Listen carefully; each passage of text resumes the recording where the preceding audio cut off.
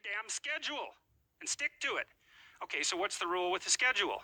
It's not a bloody prison. That's the first thing that people do wrong. They say, well, I don't like to follow a schedule. It's like, well, what kind of schedule are you setting up? Well, I have to do this, then I have to do this, then I have to do this, and then I just go play video games, because who wants to do all these things that I have to do? It's like, wrong. Set the damn schedule up so that you have the day you want. That's the trick. It's like, okay, I've got tomorrow. If I was going to set it up so it was the best possible day I could have, practically speaking, what would it look like? Well, then you schedule that. And obviously there's a bit of responsibility that's going to go along with that, because if you have any sense, one of the things that you're going to insist upon is that at the end of the day, you're not in worse shape than you were than at the beginning of the day, right? Because that's a stupid day. If you have a bunch of those in a row, you just dig yourself a hole and then you bury yourself in it. It's like, sorry, that's just not a good strategy.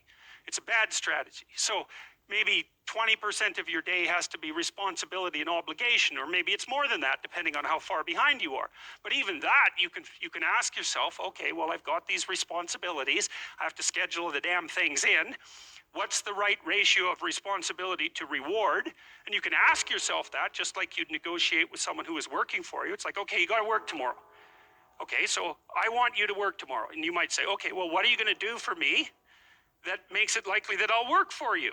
Well, you could ask yourself that, So maybe you do an hour of responsibility and then you play a video game for 15 minutes. I don't know, whatever turns your crank, man. But, you have to negotiate with yourself and not tyrannize yourself.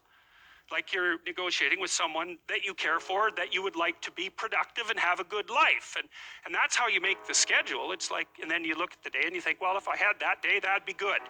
Great. And you're useless and horrible, so you'll probably only hit it with about 70% accuracy, but that beats the hell out of 0, right? And if you hit it even with 50% accuracy, another rule is, well, aim for 51% the next week, or 50.5% for God's sake, or because you're going to hit that position where things start to loop back positively and spiral you upward.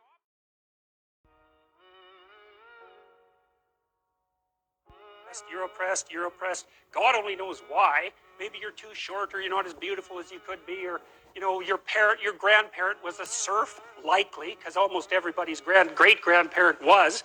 It's like, and you're not as smart as you could be, and you have a sick relative, and you have your own physical problems, and it's like, frankly, you're a mess. And you're oppressed in every possible way, including your ancestry and your bio. Technically impossible. First of all, you can't even list all the ways that you're oppressed. Second, how are you going to weight them? Third, who's going to decide? And that's the bloody thing. Who's going to decide? That's the thing. Well, what's the answer in the West? It's like in free markets, oh yeah, Christ will never be able to solve this problem. No one can solve it. What are we going to do about that? We're going to outsource it to the marketplace. You're going to take your sorry, pathetic being, and you're going to try to offer me something that maybe I want. And I'm going to take my sorry, pathetic being, and I'm going to say, well, all things considered, as well as I can understand them, maybe I could give you this much money, which is actually a promise, for that thing. And you've packed all of your damn oppression into the price. And I've packed all my oppression into the willingness to pay it. And that solution sucks. It's a bad solution. But compared to every other solution, man, it's why 10% of us have freedom. And so there's a tremendous illogic at the bottom of this. It's like, you have to fractionate the oppressed all the way down to the level of the individual. Oh, that's what